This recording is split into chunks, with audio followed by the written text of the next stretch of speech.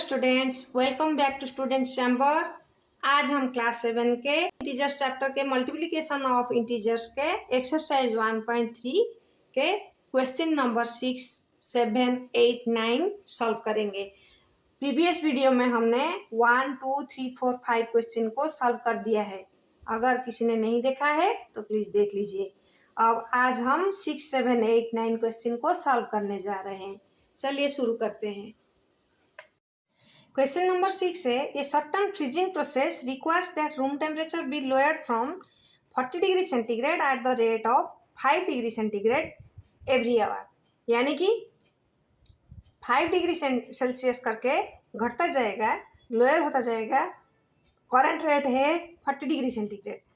तो room temperature को freezing process शुरू हो गया है, तो room temperature every hour 5 degree centigrade घटता जाएगा। What will be the room temperature 10 hours after the process begins. Question क्या पूछा है? 10 आवर्स, जो फ्रीजिंग प्रोसेस शुरू हो गया है, 10 आवर्स के बाद रूम टेम्परेचर कितना हो जाएगा। तो लिखना क्या है, हमको सॉल्यूशन निकालते हैं। लिखना क्या है? Room temperature is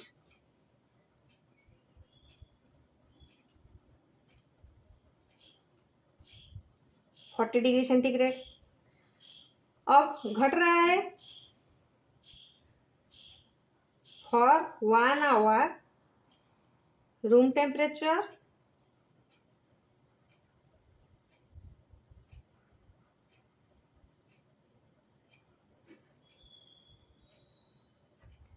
lowered is equal to 5 degree centigrade. और दिया गया है 10 आवर्स, तो for 10 hours room temperature lowered is equal to 10 into 5 that is equal to 50 degree centigrade. तो टोटली कितना कम हो जाएगा? 50 डिग्री सेंटीग्रेड कम हो जाएगा। तो अभी करंट टेम्परेचर कितना है? 40 डिग्री है। आफ्टर 10 आवर्स कितना हो जाएगा? After 10 hours room temperature will B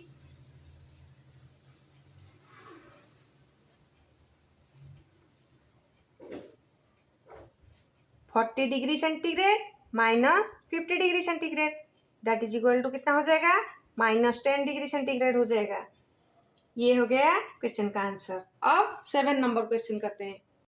question number 7 है, in a class test containing 10 questions 5 marks are awarded for every correct answer. मतलब 10 क्वेश्चन क्लास टेस्ट हुआ था, 5 मार्क्स एवरी करेक्ट आंसर के लिए and -2 marks are awarded for every incorrect answer.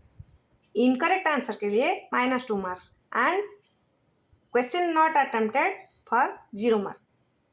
मतलब 0 mark मिलता था, question does not attempted. तो मोहन ने, पहला क्वेश्चन है हमारा, मोहन गेट्स 4 करेक्ट आंसर्स। तो 4 करेक्ट आंसर के लिए हमको कितना मिलेगा? एवरी करेक्ट आंसर के लिए 5 मार्क्स, तो 4 करेक्ट आंसर के लिए 5 into 4 एंड 6 इनकरेक्ट आंसर। तो इनकरेक्ट आंसर के लिए हमको कितना अवार्ड मिलता था? 6 into -2। टोटल कितना हो गया हमारा स्कोर? 20 और ये हो गया -12, that is equal to total इसको कितना मिला? 8 मार्क्स मिले। और रेशमा ने भी दिया था एग्जाम, वो उसने 5 करेक्ट आंसर किया था। 5 करेक्ट आंसर के लिए उसको कितना मिलेगा? 5 into 5 और 5 इनकरेक्ट आंसर भी किए थे, तो उसके लिए कितना मिलेगा उसको? 5 into -2 that is equal to कितना हो जाएगा टोटल में? 25 - 10 दैट इज इक्वल टू उसको मिलेगा 15 मार्क्स। अब हिना ने किया था 2 करेक्ट आंसर्स। 2 करेक्ट आंसर के लिए उसको मिलेगा कितना? 5 into 2 प्लस 5 इनकरेक्ट आंसर किया था, यानी कि 5 into -2 that is equal to कितना हो गया? 10 - 10 that is equal to 0। What is her score? 0 हो गया क्वेश्चन नंबर 7। और उसके सोल्यूशन अब क्वेश्चन नंबर 8 करते हैं। क्वेश्चन नंबर 8 है, a cement company earns a profit of ₹8 per bag of white cement sold and a loss of ₹5 per bag of grey cement sold. यानी कि सीमेंट कंपनी एक white cement भी बनाया था और ग्रे कलर का cement भी बनाया था। व्हाइट कलर के सीमेंट में पर बैग उसने ₹8 प्रॉफिट किया और ग्रे कलर के बैग में पर बैग ₹5 लॉस किया उसने। तो क्वेश्चन नंबर ए है हमारा, the company sales 3000 bags of white cements. यानी कि प्रॉफिट उसका कितना हो गया,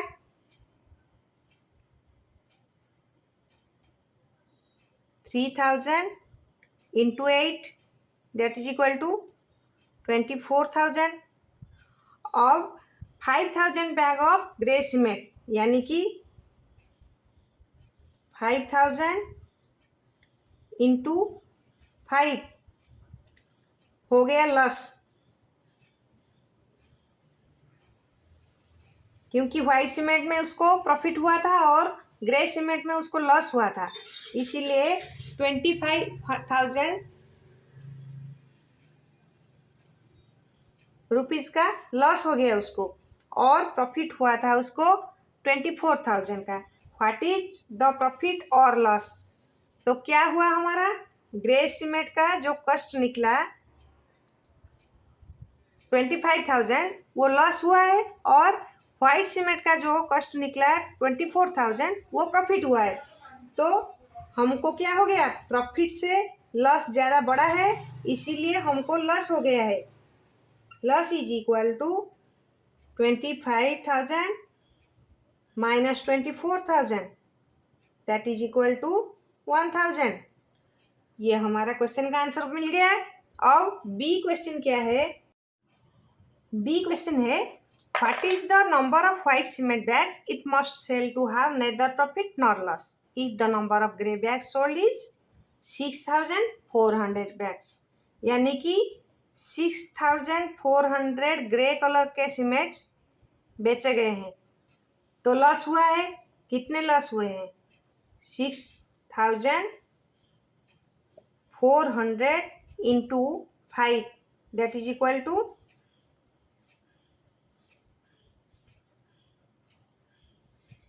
32,000 रुपीज हमको लॉस हुआ है। तो क्वेश्चन क्या पूछा गया है कि कितने व्हाइट सीमेंट बैग हमको बेचने पड़ेंगे ये जो लॉस को भरपाई करने के लिए, यानी कि नेदर प्रॉफिट नॉर लॉस होगा हमको। यानी कि क्या होगा, ये जो हमको लॉस हुआ है ये लॉस को भरपाई करने के लिए, जीरो करने के लिए हमको कितने व्हाइट सीमेंट बैग्स बेचने पड़ेंगे। तो इतने रुपीस के प्रॉफिट हमको होना चाहिए, इतना अगर लॉस हुआ है तो इतने रुपीस का प्रॉफिट भी होना चाहिए जीरो होने के लिए। तो 8 रुपीज है, 8 रुपीज प्रॉफिट मिलता है, 8 रुपीज प्रॉफिट फॉर 1 बैग। अब 32,000 रुपीज प्रॉफिट कितने बैग बेचने के बाद मिलेगा हमको ना, 32,000 प्रॉफिट फॉर 32,000 डिवाइडेड बाय 8। अगर 32,000 डिवाइडेड बाय 8 बैग बेचेंगे तो हमको कितना प्रॉफिट होगा, जो प्रॉफिट 32,000 रुपीज प्रॉफिट होगा वो हमारा नेदर लॉस नॉर प्रॉफिट में जाएगा। तो 32,000 divided by 8 is equal to कितना हो जाएगा,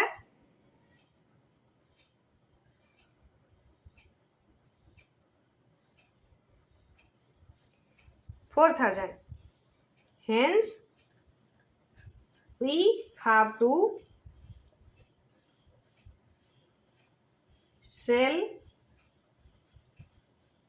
4,000 white cement bags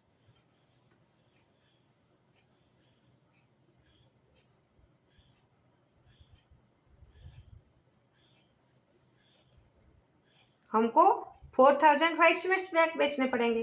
अब क्वेश्चन नंबर 9 करते हैं। क्वेश्चन नंबर 9 है, replace the blank with an integer. Question A है -3 into dash is equal to 27, यानी कि इधर एक माइनस दिया गया है, इधर लेकिन रिजल्ट में प्लस है, इसीलिए हमको एक माइनस वाला नंबर लेना पड़ेगा। और 27 डिवाइडेड बाई 3 कितना है, 9 है। देखिए ये हो गया answer, -3 into -9 is equal to 27 है। अब देखिए रिजल्ट हमारा है माइनस में, लेकिन इधर प्लस दिया गया है, तो हमको एक माइनस साइन वाला नंबर लेना पड़ेगा, क्योंकि plus into minus is equal to minus. और 35 divided by 5 is equal to 7 है, तो हमारा आंसर कितना है, -7। अब इधर देखिए -56 है, और इधर भी -1 है, तो और क्या लेना है हमको, माइनस कैसे आएगा, अगर इधर एक प्लस वाला नंबर लेंगे हम, यानी कि पॉजिटिव नंबर लेंगे, तो 56 divided by 8 is equal to 7, +7 हमको लेना पड़ेगा।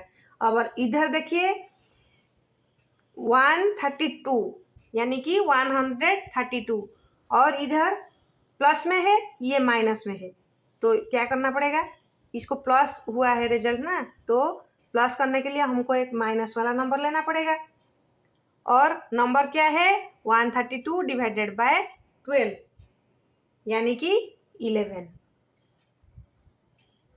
-11 इंटू -12 इज इक्वल टू 132।